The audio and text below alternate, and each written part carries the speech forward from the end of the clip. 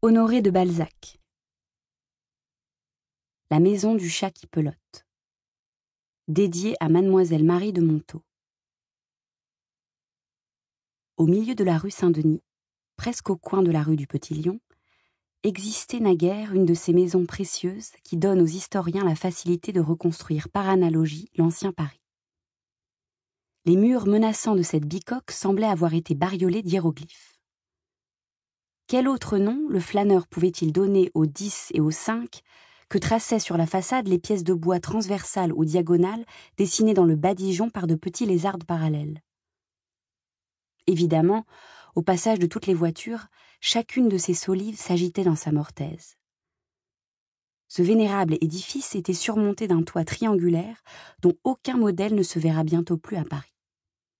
Cette couverture, tordue par les intempéries du climat parisien, s'avançait de 3 pieds sur la rue, autant pour garantir des eaux pluviales le seuil de la porte que pour abriter le mur d'un grenier et sa lucarne sans appui. Ce dernier étage était construit en planches clouées, l'une sur l'autre comme des ardoises, afin sans doute de ne pas charger cette frêle maison. Par une matinée pluvieuse, au mois de mars, un jeune homme, soigneusement enveloppé dans son manteau, se tenait sous l'auvent de la boutique qui se trouvait en face de ce vieux logis et paraissait l'examiner avec un enthousiasme d'archéologue. À la vérité, ce débris de la bourgeoisie du XVIe siècle pouvait offrir à l'observateur plus d'un problème à résoudre.